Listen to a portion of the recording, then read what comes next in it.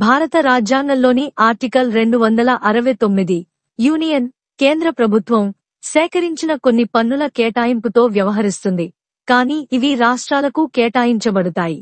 దాని నిబంధనల యొక్క వివరణాత్మక వివరణ ఇక్కడ ఉంది. ఆర్టికల్ 269 యొక్క ముఖ్య నిబంధనలు. ఆర్టికల్ 269 కింద కవర్ చేయబడిన పన్నులు. అంతర్రాష్ట్ర వాణిజ్యం లేదా వాణిజ్యం సమయంలో వస్తువుల అమ్మకం లేదా కొనుగోలుపై పన్నులు. ఇవి వార్తాపత్రికలతో కూడిన లావాదేవీలకు మినహాయించబడ్డాయి. అంతర్రాష్ట్ర వాణిజ్యం లేదా వాణిజ్యం సమయంలో వస్తువుల సరుకుపై పన్నులు. ఇది సరుకును తయారు చేసే వ్యక్తికి లేదా మరొక వ్యక్తికి పంపిన సరుకులకు వర్తిస్తాయి. పన్నుల సేకరణ మరియు కేటాయింపు. క్లాజ్ 1. ఈ పన్నులను కేంద్ర ప్రభుత్వం విధిస్తుంది మరియు వసూలు చేస్తుంది. అయితే ఈ పన్నుల నుండి వచ్చే ఆదాయం, నికర రాబడి, పన్ను వర్తించే రాష్ట్రాలకు కేటాయించబడుతుంది. ఈ నిబంధన ఏప్రిల్ 1, 1996 నుండి అమలులో ఉంది. నికర ఆదాయాల పంపిణీ. క్లాజ్ 2. ఈ పన్నుల నుండి నికర ఆదాయం కన్సాలిడేటెడ్ ఫండ్ ఆఫ్ ఇండియాలో భాగం కాదు. ఇవి పన్ను వర్తించే రాష్ట్రాలకు కేటాయించబడతాయి. రాష్ట్రాల మధ్య పంపిణీ చట్టం ద్వారా పార్లమెంటు రూపొందించిన సూత్రాల ప్రకారం నిర్ణయించబడుతుంది. నిబంధనల వివరణ. క్లాజ్ 1 వివరణ. వస్తువుల అమ్మకం లేదా కొనుగోలుపై పన్నులు. వార్తాపత్రికలను మినహాయించి అంతర్రాష్ట్ర వాణిజ్యం లేదా వాణిజ్యంలో అమ్మకాలు లేదా కొనుగోళ్లను సూచిస్తుంది. వస్తువుల సరుకుపై పన్నులు. ఒక రాష్ట్రం నుండి మరొక రాష్ట్రానికి పంపిన వస్తువులను సూచిస్తుంది, పంపినవారికి లేదా మరొక పార్టీకి. నిబంధనలను నిర్వచించడంలో పార్లమెంట్ పాత్ర. క్లాజ్ 3. నిర్ణయించడానికి సూత్రాలను రూపొందించే అధికారం పార్లమెంటుకు ఉంది. అది అమ్మకం, కొనుగోలు లేదా సరుకు అంతర్రాష్ట్ర వాణిజ్యం లేదా వాణిజ్యం యొక్క కోర్సులో ఉన్నట్లుగా అర్హత పొందినప్పుడు. ఆర్టికల్ 269 యొక్క ప్రాముఖ్యత. పన్నులు యూనియన్ ద్వారా వసూలు చేయబడినప్పటికీ అంతర్రాష్ట్ర లావాదేవీల నుండి రాష్ట్రాలు ఆదాయాన్ని పొందేలా ఇది నిర్ధారిస్తుంది. ఇది యూనియన్ మరియు రాష్ట్రాల మధ్య ఆదాయాన్ని సమానంగా పంచుకోవడానికి వీలు కల్పిస్తుంది. యూనియన్ యొక్క కన్సాలిడేటెడ్ ఫండ్ నుండి ఈ రాబడిని మినహాయించడం ద్వారా ఆర్టికల్ భారత రాజ్యాంగం యొక్క సమాఖ్య నిర్మాణాన్ని బలపరుస్తుంది. కొన్ని ఆదాయాలపై రాష్ట్రాలకు ఆర్థిక స్వయంప్రతిపత్తి ఉందని నిర్ధారిస్తుంది. ఆర్టికల్ 269 తో పరస్పర చర్య. ఆర్టికల్ 269 వస్తువులు మరియు సేవల పన్ను సంస్కరణల తర్వాత ప్రవేశపెట్టబడింది. వస్తువులు మరియు సేవల అంతర్రాష్ట్ర సరఫరాలపై జీఎస్టీతో వ్యవహరిస్తుంది. దాని పంపిణీకి ప్రత్యేక యంత్రాంగాన్ని సృష్టిస్తుంది. అందువల్ల ఆర్టికల్ 269 ఆర్టికల్ 269 ద్వారా నిర్వహించబడే లావాదేవీలను మినహాయిస్తుంది.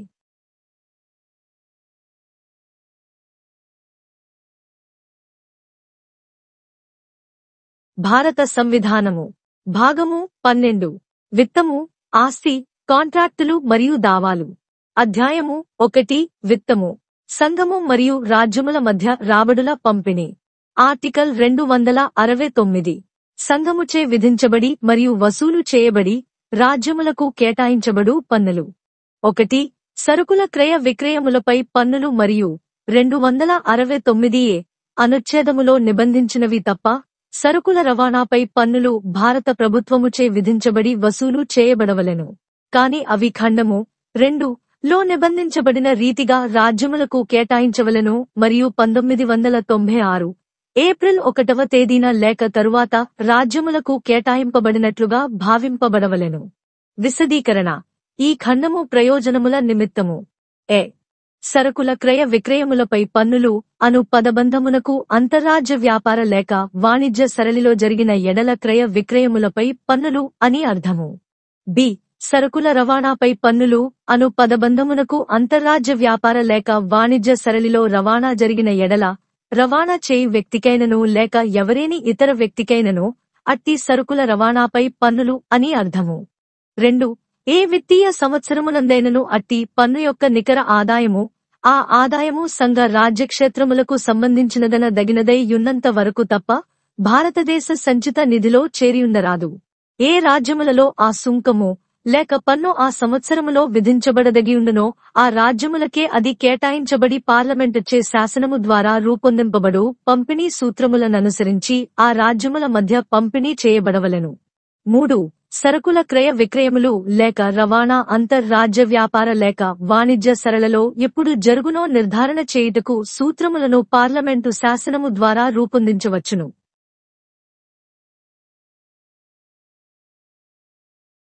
The Constitution of India.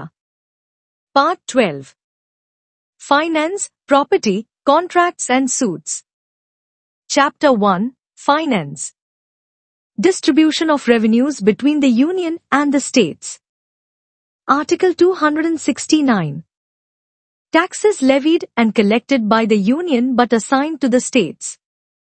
1. Taxes on the sale or purchase of goods and taxes on the consignment of goods, except as provided in Article 269A, shall be levied and collected by the Government of India but shall be assigned and shall be deemed to have been assigned to the states on or after the first day of April, 1996 in the manner provided in Clause 2.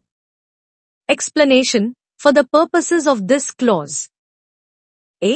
The expression, taxes on the sale or purchase of goods, shall mean taxes on sale or purchase of goods other than newspapers, where such sale or purchase takes place in the course of interstate trade or commerce.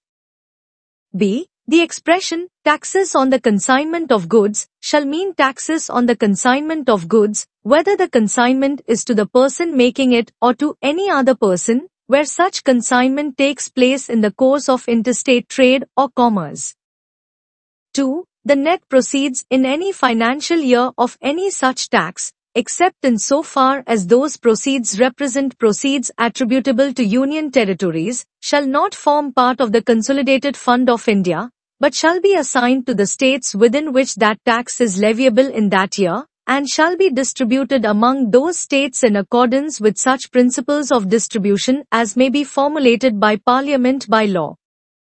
3. Parliament may by law formulate principles for determining when a sale or purchase of or consignment of goods takes place in the course of interstate trade or commerce.